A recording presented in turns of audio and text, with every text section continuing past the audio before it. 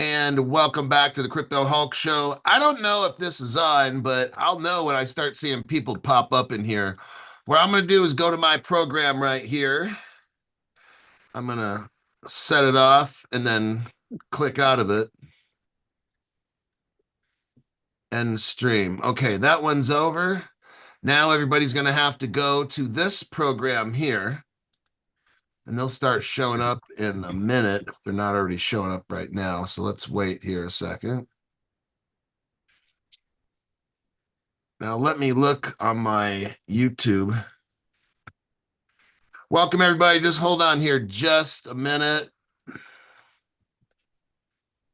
I'm trying to find this show. That way I can read the top chat and stuff.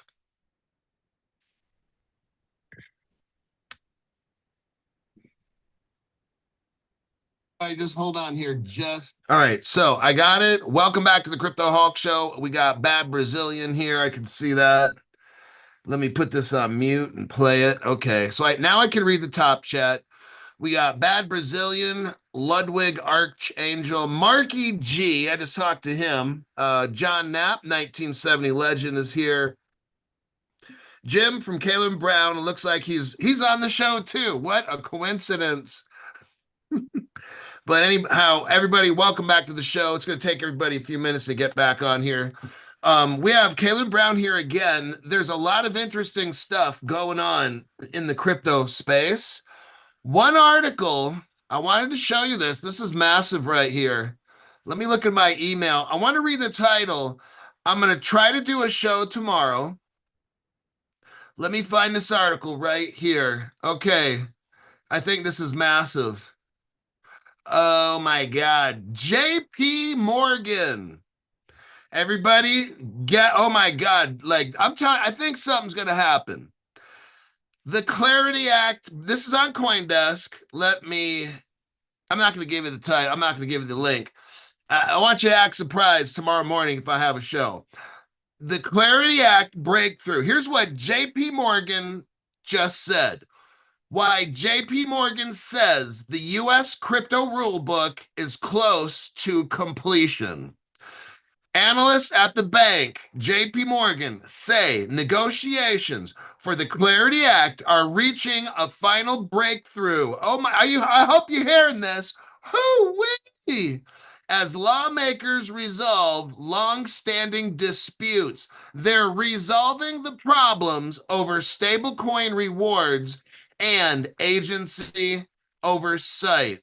Lawmakers in Washington and regulators are nearing an agreement on the Clarities Act. Everybody get ready.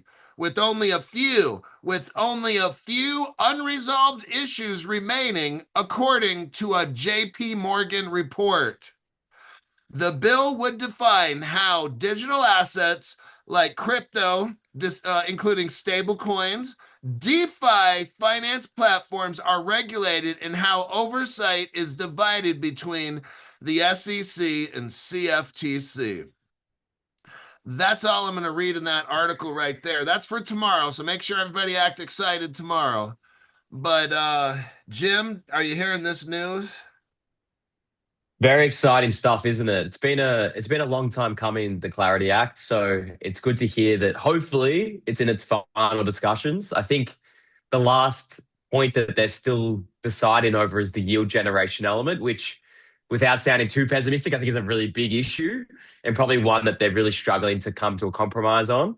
Essentially, for those that aren't aware, the banks don't want exchanges and platforms like Coinbase to be able to offer yields on stablecoins like USDC. So the reason for that is because they obviously see that as a competitor to people holding their assets at a bank, where you get obviously your interest rates through holding your cash that way. So I think there will be some sort of compromise, hopefully not too much on the crypto side. I do think long term it's great to be able to have that competition for crypto businesses against banks. I think banks have proven time and time again that they're pretty corrupt in terms of how they operate and things of that nature. So, yeah, it'd be interesting. Hopefully it passes because I think it'll be a really positive catalyst to hopefully some really strong price momentum.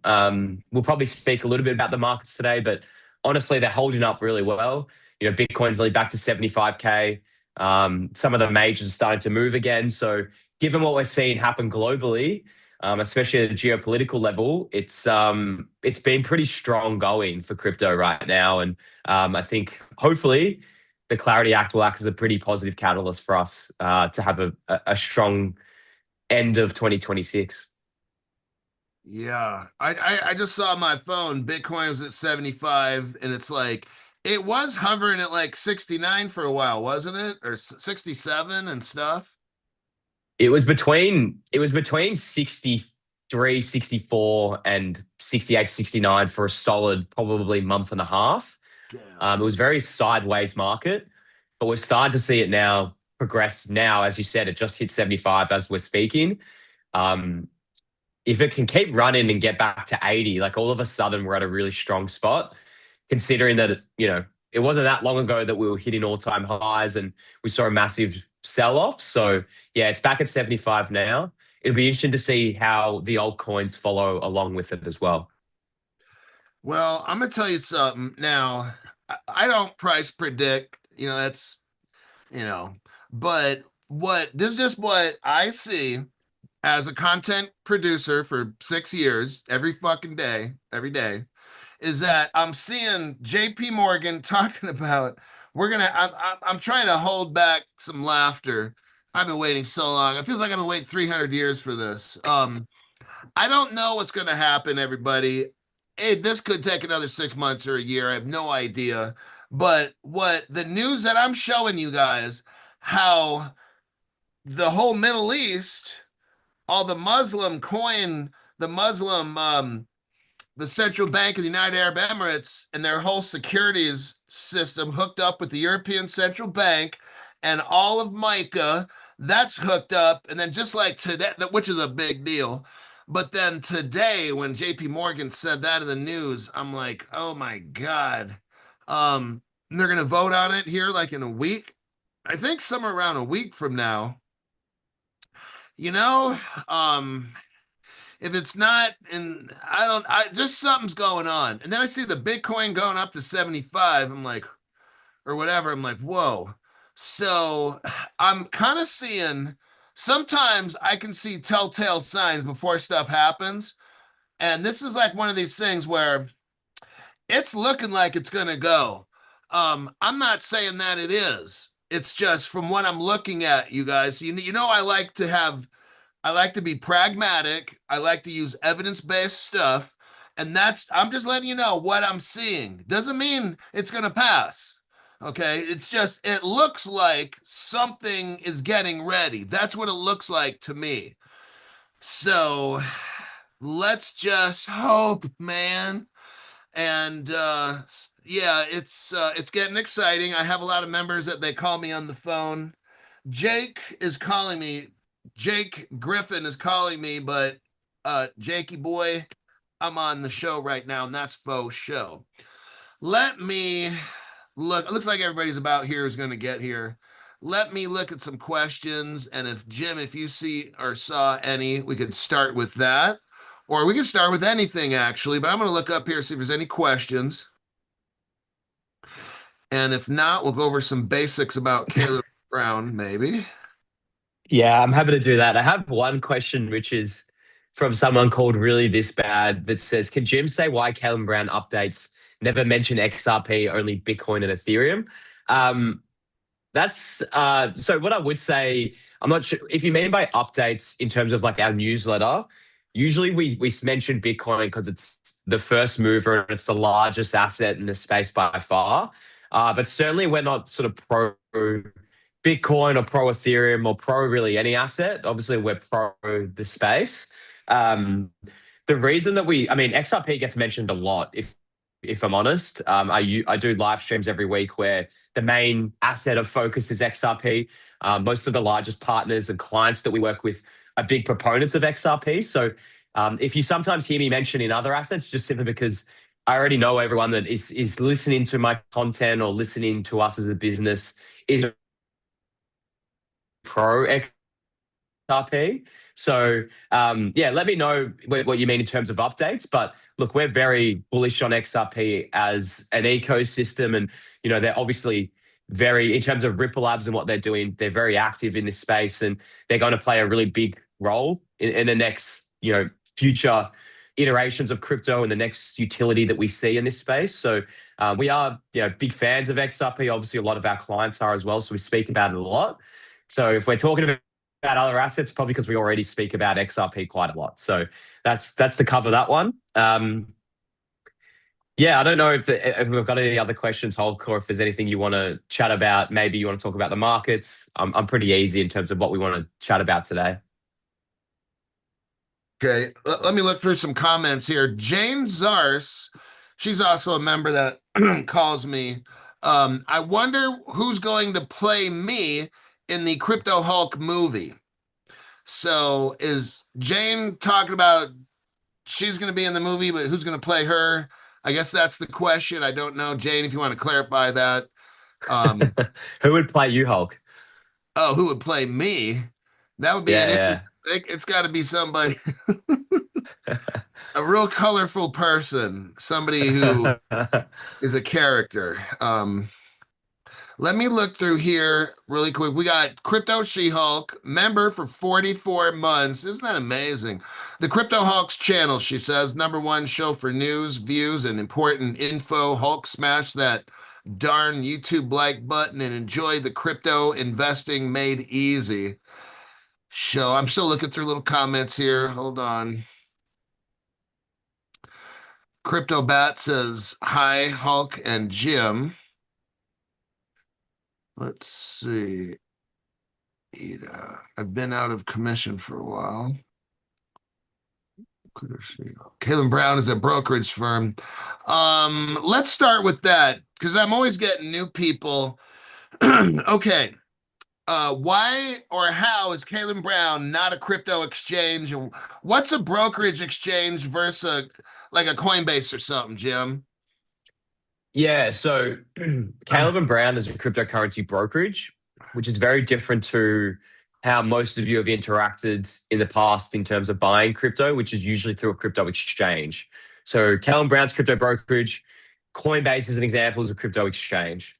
And so the key difference with what we do is that when you sign up with us and decide to work with us in your crypto dealings, you'll get a dedicated broker, and that broker is there essentially to help assist you throughout your crypto journey. So they're there to help you with things like portfolio construction, educate you on what we're seeing in the market, ensure that your portfolio is diversified. We help with things like profit taking strategies. We help set up things like DCA and other trading strategies to ensure that you're the most successful that you can be in the crypto space. And then we also assist with other matters that a lot of our institutional like clients want. So things like cold storage custody, how we process liquidity, no spreads and slippage on trades. Think of us like a white glove personalized service, which is very different to an exchange where it's quite a transactional relationship. Everything you do with Calvin Brown, you're working with real people. And so, we build really long-term relationships with our clients. Most of our clients have had their broker for 3, 4, 5 years. And so if you're someone that's getting started and you're just new to crypto, Calvin Brown's the perfect service for you because we'll help skill you up and educate you on this space. But most importantly, you'll be able to actually trade and execute on trades safely.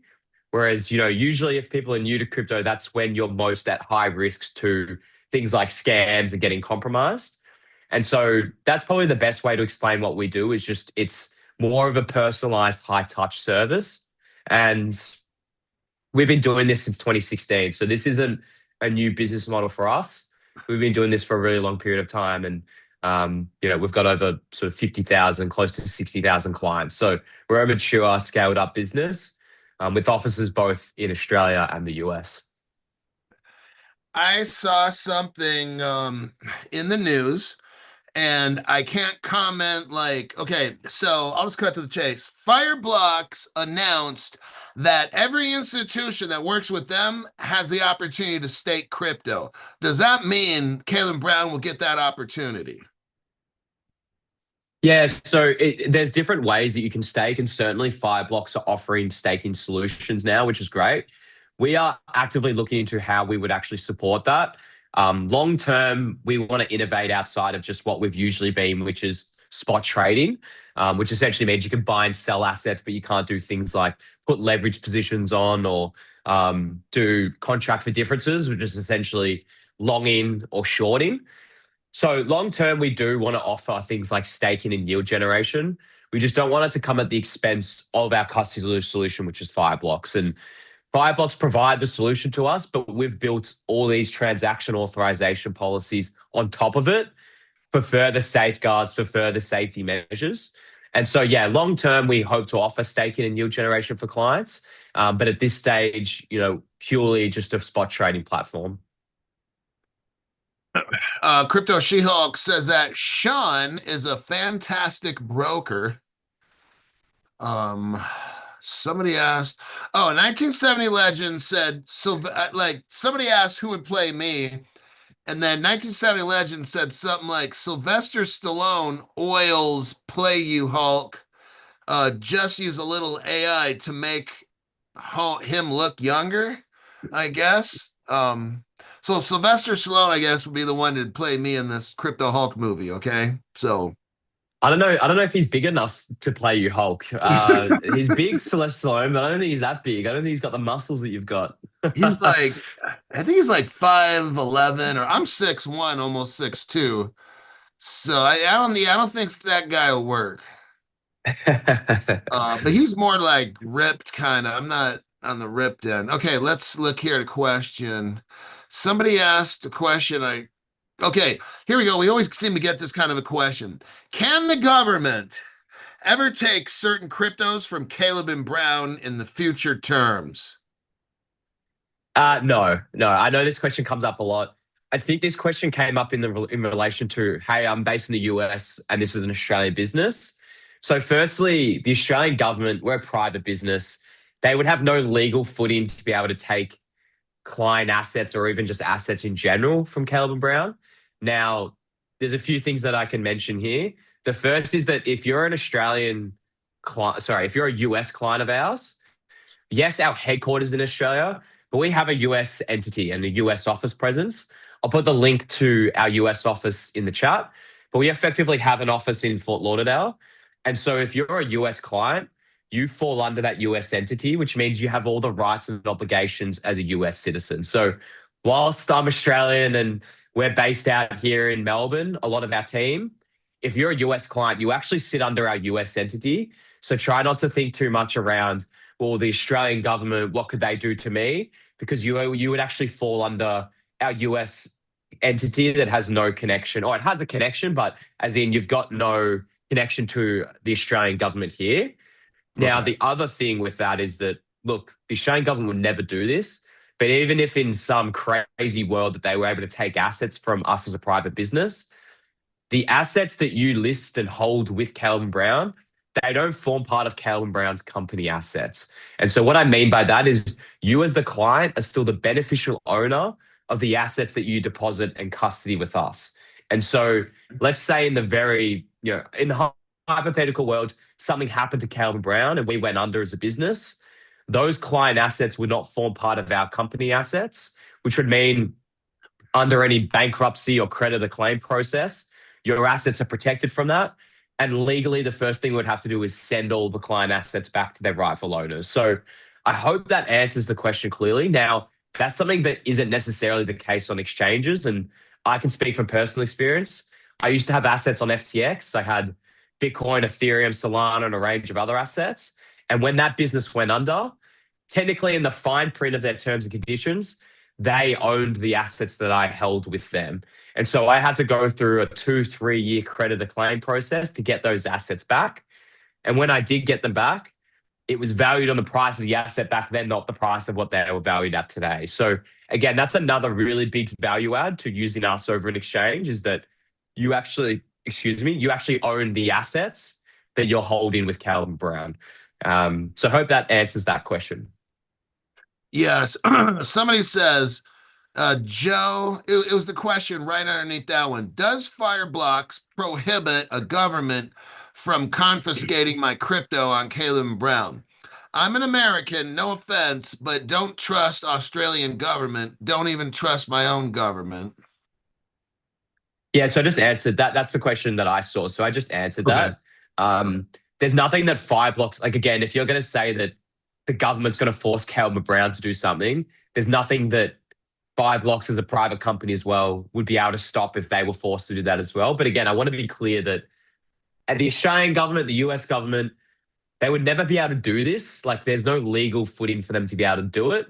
And even in the like very, very unlikely world that they were able to somehow do this, again, your assets that you list with us aren't part of the company assets. They're your assets. And again, if you're a US client, which nearly 75% of our clients are, you are not beholden to, the Australian government. You've got all the rights and obligations of a US citizen. Senor Rojo, yo, Adrian. He just wanted me to say that one time. I've got a That was question. good. Amber Hobson, I've got a question. She says, I've never been able to really speak to my broker or have the same one. Is that normal? Yeah, so I'll answer the first one. Amber, a lot of our brokers will call you when you initially sign up. So you maybe have missed the call. Or if not, they'll email themselves. Sorry, they'll email you to introduce themselves. And so, Amber, I always recommend for any client that wants to speak to their brokerage, just email them and organize a time to chat. They're very accessible, but usually, as you can imagine, they're dealing with a lot of clients. And so we recommend booking in a set time so they can give you their full attention and you can have a proper consultation. In terms of you saying you're dealing with multiple brokers, you have one broker in your account, but often at times a broker will have our support team or they'll have one of the associates looking after their inbox if they're calling clients. Because as you can imagine, if a broker's got back-to-back calls, but they've got a bunch of their clients emailing in, they can't be on the call and then also be emailing at the same time. So we'll often have other brokers, or what they'll have is a support team around their account handling a lot of the emails that come through. So that is pretty common. But to be clear, you always still have that one direct broker. And the best way to look about who your broker is, if you're not sure, is to just log into your Calum Brown account and you'll see in the top left, it'll have their little image and their name, as well as their number and email. And so if you've tried to call the broker before and they haven't responded to you, it's probably because they're already on a call with someone else. And so as I recommended, feel free to reach out to them and organize a time to call, and you'll have a proper consultation then. Stuart Lavelle. Stuart Lavelle says, Jim, I see all Aussie exchanges must be compliant by October. Can you talk about that? Compliant with what, Stewie? Can you maybe just, let me know what exactly you mean when it comes to compliance? If you're meaning the recent update to crypto businesses need an AFSL, which may be what you're talking about, we're very much in the process of getting our AFSL. So this is something that we've welcomed. And in fact, our CEO, Jackson Zhang, has been very, I would say, involved in the process with the Australian government. I would say we were one of the harder businesses in pushing for the requirement for Australian exchanges and businesses to have an AFSL. We think it's important for consumer protection. And so if you're referring to that, yes, our plan is absolutely to be compliant. There's a very long compliance process in order to get the AFSL that our legal team is very much working through. So if you're referring to that, absolutely. If you're referring to something else, maybe just let me know what you mean by that. Todd, contact me and I'll talk to you about the issue. Todd, contact me and I'll talk to you about the issue. Over. Crypto She-Hulk. Attention newbies to Kalen Brown to save big money on wire fees. Okay, I'm not going to read that off. Andrew, let me read through this question. Can we set up? Okay. Chris Celura. Question, can we set up retirement account like a Roth or a self-directed IRA with you guys as custodians? Yeah, it's a good question. we used to offer IRAs in the past, but then legislation changed and we are compliant to be able to onboard them. We just haven't really put the processes in place to do that. It's something I'm pushing with our team, but we've just got a million and one things that we're doing. So, unfortunately, at this stage, you can't onboard your Roth IRA or just the IRAs in general. We hope that will change in the future. So, at this stage, you can just onboard either as an individual or through your LLC or through a trust. But long term, we definitely want to be able to onboard retirement accounts so you can buy and sell, but more importantly, safely custody with Calvin Brown through your IRAs. So unfortunately, not at this stage, but I'll keep you updated if and when that changes. Mr. Maldonado, question, Hulk. We kind of answered this, but we'll do it again. Hulk, we want to know if on the future will be staking available at Caleb Brown or not. He feels more secure keeping the stuff at Caleb Brown for staking than somewhere else. Jim? Yeah, absolutely. Absolutely. We will offer staking and yield generation in the future. I unfortunately don't have a timeline on it. I would say that the ability to be able to lend out to clients is probably further along than, say, staking. Um, the difficulty with staking is that there's a very big difference between staking for natively staked assets like Ethereum and Solana versus assets that aren't natively staked blockchains like XRP.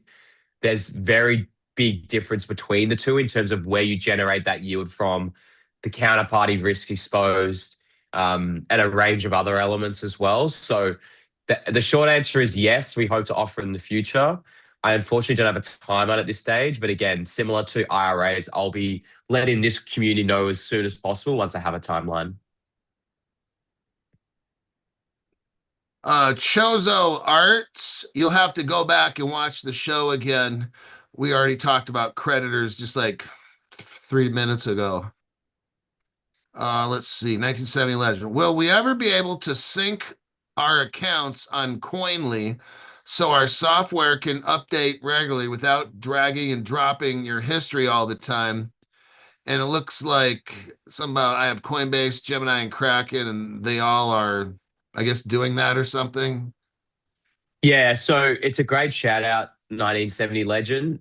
We definitely want to integrate with other accounting platforms to make that process more seamless. I know that Coinly does get requested quite a lot. So it is something that our product team is aware of, and I believe we may be building something. I know that we've worked with other businesses like Crypto Tax Calculator in the past to help you with your transactions set up. The other thing that you can do though is that you've got still full access to transaction summaries and reports. So you can still download all of those and then manually import them into Coinly. I know it's not as seamless as having an API or just an actual integration set up. So you can still do it. I know it's just a little bit more tedious. But yeah, leave it with me. I'll see with our product team whether we've got something in build for that because I know that is something that a lot of our clients, not just yourself, want. Okay. 46 JDMA. Jim, I've been trying to upload the CVS files from Kalen Brown to Coinly, and it doesn't let me do it. That's really odd, as in on Coinly, it doesn't let you update or download, or sorry, upload the CSV files into Coinly. That's yeah, I'm not too sure why that's not working. I've used Coinly before and been able to do that. So maybe if you could provide a bit more context, I can maybe help with that. Or if you're still having that issue, reach out to your broker and see what they can say to help support you there. Somebody asked about a Caleb and Brown Visa card. Yeah, I don't know if a Calvin Brown Visa card is probably something that we'll offer. I know that businesses did it in the past or have done it like crypto.com. We've just probably found that there's not a lot of demand for that. Now, that may change in the future.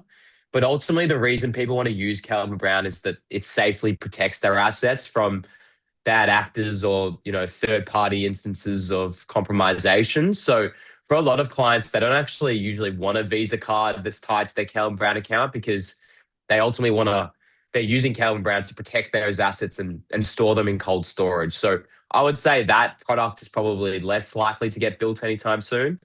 Now we are looking into ways that people can more efficiently on ramp with us because I know that bank wire transfer can be a little tedious for some, but in terms of like a Calvin Brown Visa card, it's probably less likely. Uh, Hulk and Jim, can I visit the Caleb Brown office for an appointment in person if I'm local in Fort Lauderdale? Yeah, absolutely do. So it is something that we can organize. Now, I would recommend, I imagine you're already a client, but if you're not, you need to be a client first. We aren't just taking walk-ins for people that want an initial consultation before becoming a client. So, if you are looking to come into the office because you're based in Fort Lauderdale, we can arrange for that. But ultimately, we do need you to be a client. So maybe if you can just confirm in the chat whether you are a client. And what I'll do actually is I'll put in my email here so you can reach out and I can maybe get something facilitated for you for that one. LIC. Okay, this one's from Louie. It's right before your email address. LLC, is set up but having trouble submitting the cooperative documents. Any general advice on that? Could I step in on this really quick first? Sure.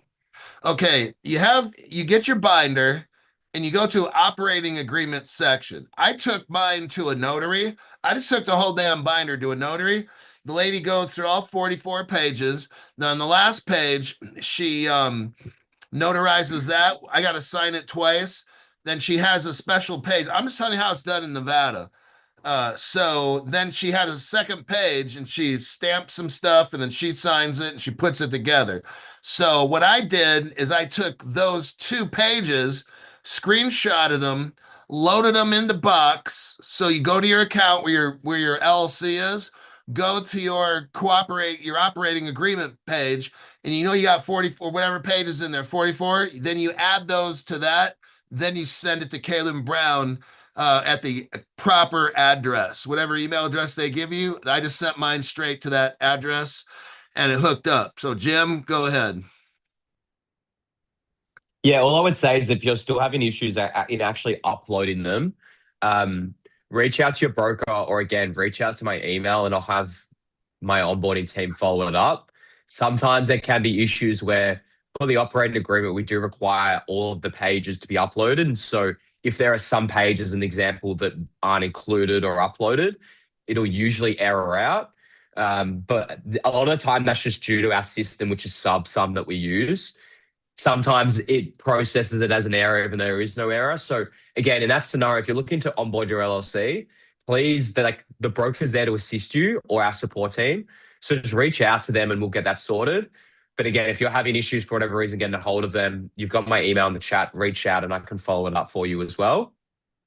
There was an additional question that's pretty much just like a complimentary one to that one, which was what pages do we need to have notarized to open a CB business account? So in terms of the documentation you provide, as I mentioned, the operating agreement, we require all pages to be provided.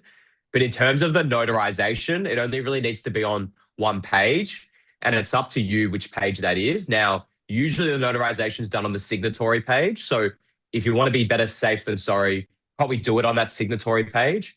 But don't notarize, you don't need to notarize every single page, if that makes sense. So we only need to show the notarization on one of the pages. And that's usually done on the signatory page.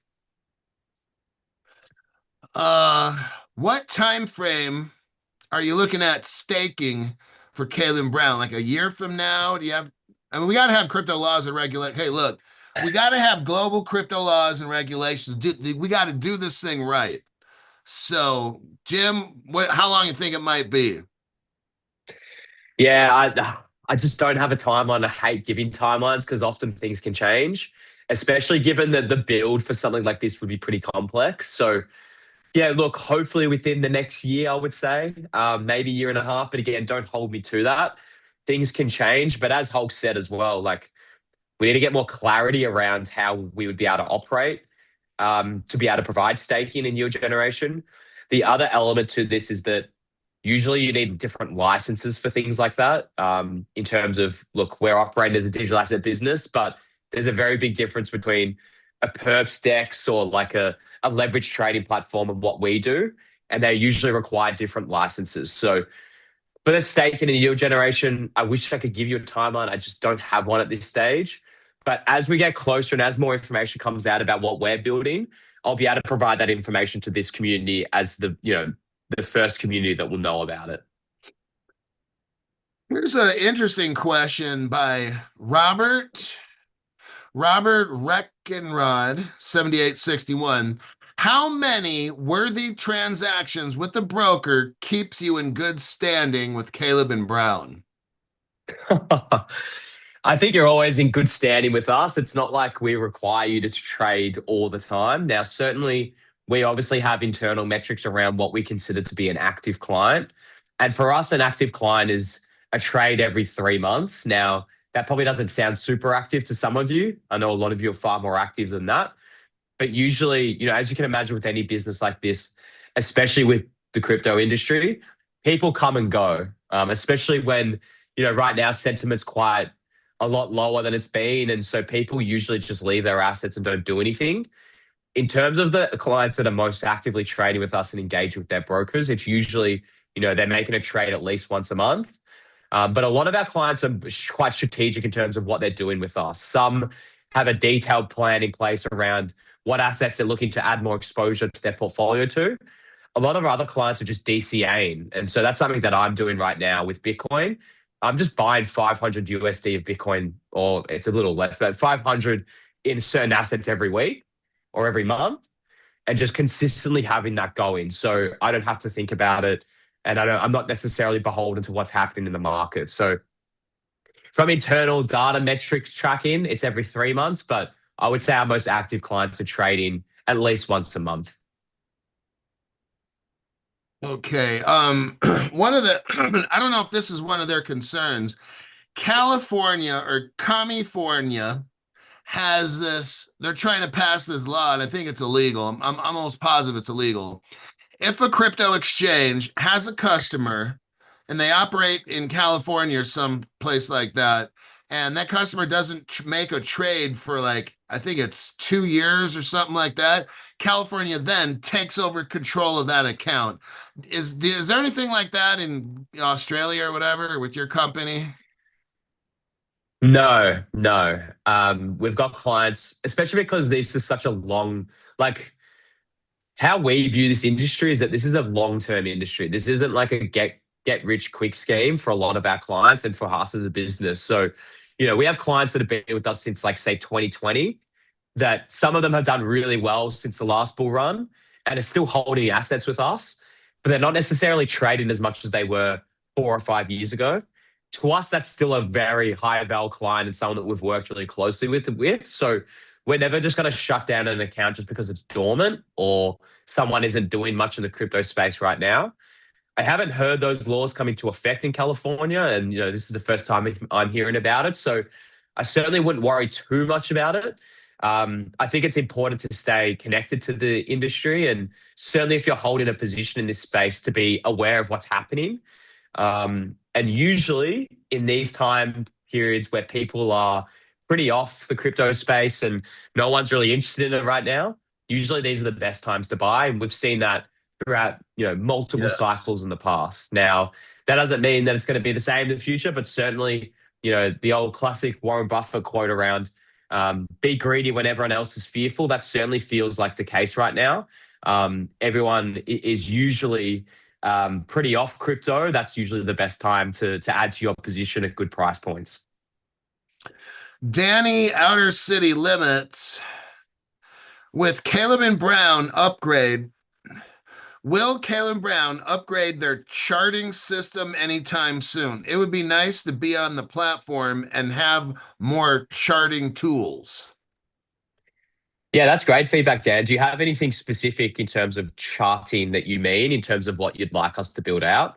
Um, I would say that we do have a lot of different graphs and charts that you can review sort of the price performance of things. But if maybe you can let me know in a bit more detail what exactly you'd be after, I can pass on that feedback to our product team. Oh, my lights just went out. Give me 1 second.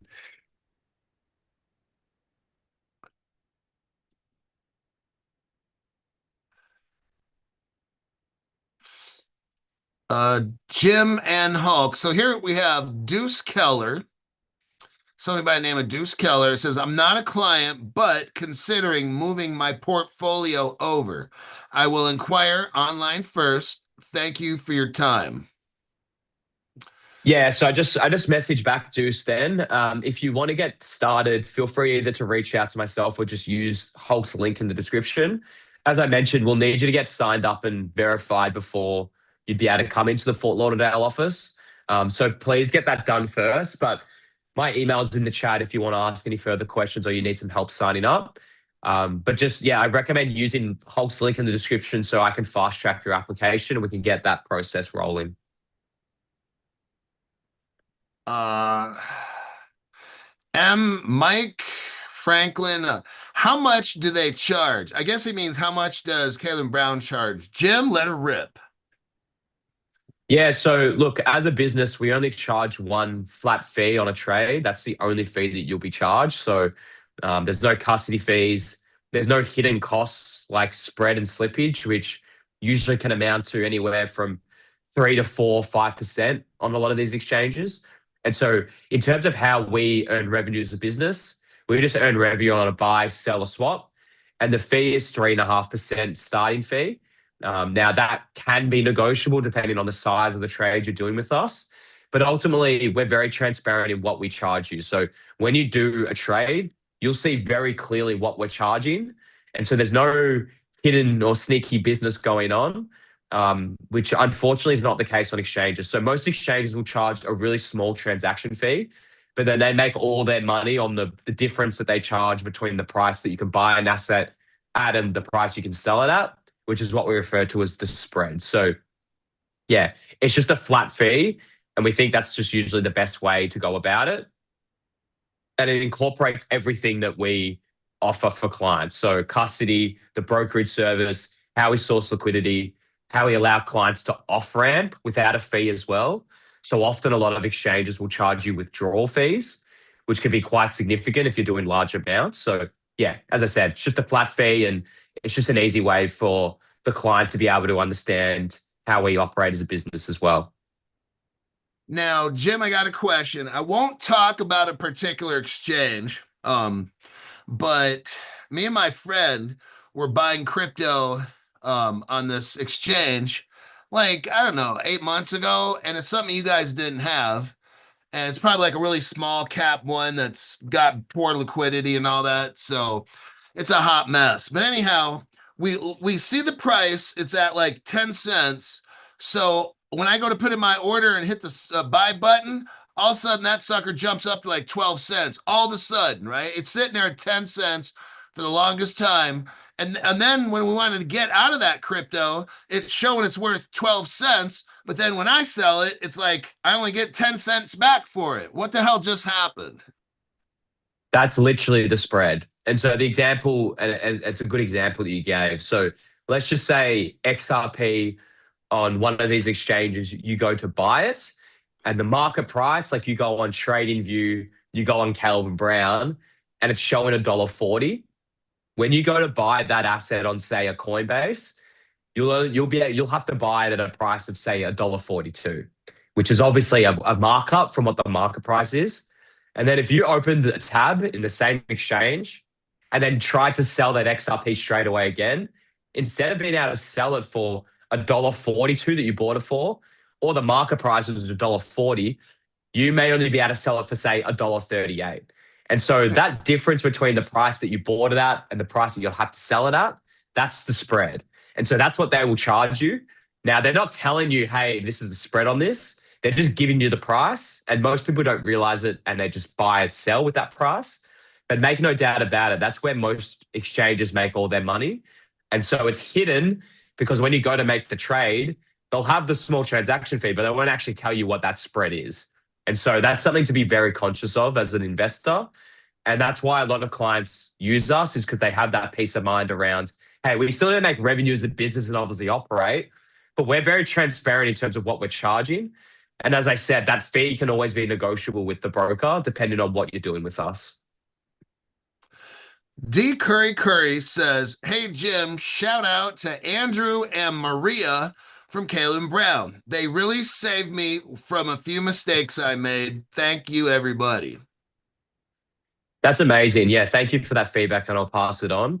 In that example, because I spoke before about the main broker and then a team around their account. So Dr. D Curry made a very good point. So Andrew is the lead broker for them and works really close with that client. But Maria is one of our support team workers that works closely with Andrew's clients as well. So usually you'll work with Andrew with anything brokerage related or portfolio related with your account. But then again, he has a team behind him to help best support you as well when he may be on call. So in that example, that client's worked with both Andrew as their broker and then Maria as the support worker. Does Caleb and Brown have limit orders? Yes, yeah. So again, that's like part of the flexibility with us is that you could put not only market orders in place, but you could put limit orders. You could put like specific price orders in place, even stop loss orders as well. And so you could do all those things through the Calvin Brown portal. Sometimes you can do those through your broker as well, although I think they'll probably direct you to do it yourself in the portal. But yes, we do have those types of different order functionalities available. Chris Sharpie says, uphold fees will hurt your soul. Let's see here. When will we have Caleb Brown on Android phones? Don't have a timeline for that either, unfortunately. I know that most of our client base are Apple users. So what I would say is that while we don't have an app on Android, you can still use your Calvin Brown account on Android. You just log in through the browser instead of the mobile application. Okay. And I would say the browser view is pretty similar to the UI of the mobile app anyway. Alrighty then. I think we'll take another couple questions. I was trying to think of something. But if anybody has a question, now's about a good time to ask.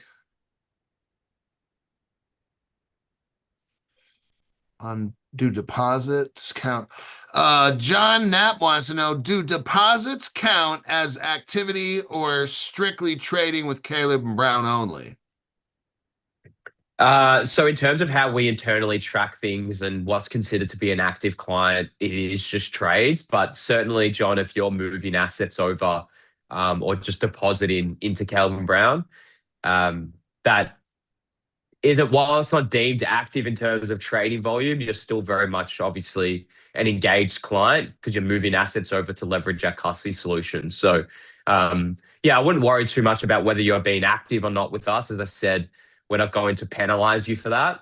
But certainly in terms of engaging with your broker, it's always great to contact them and reach out to them. And especially if you're depositing assets or doing things like trade volume, we want to stay as engaged with our clients as possible. So if you're wanting to be more active with us or you're wanting to do more with us, please feel free to reach out to your broker, but also feel free to continue using the service.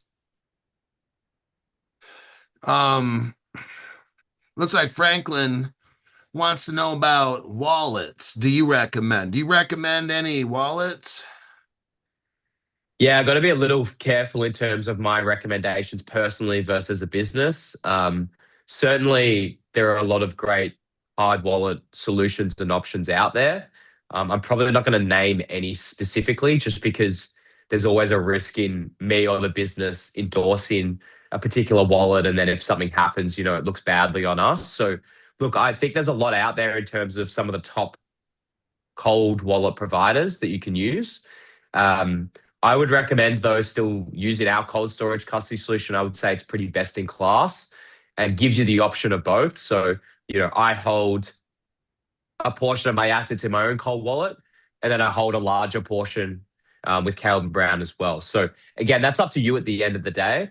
I would certainly recommend getting a cold wallet if it's something you're interested in, especially if you're holding your assets on an exchange. But yeah, I'm not going to specifically mention a particular company just because there's a level of risk in us doing that as a business. Sounds good. Stephen Morris. Jim, by chance, have you heard of New Tech Bank? It was a suggestion with Anderson Advisor Law Firm. If so, what's your experience so far? I guess what people are trying to do is find a bank that's really crypto friendly, that they're not going to shut down your account if you send money from the bank to the crypto exchange. You ever heard of New Tech, or can you guys even talk about a bank or what?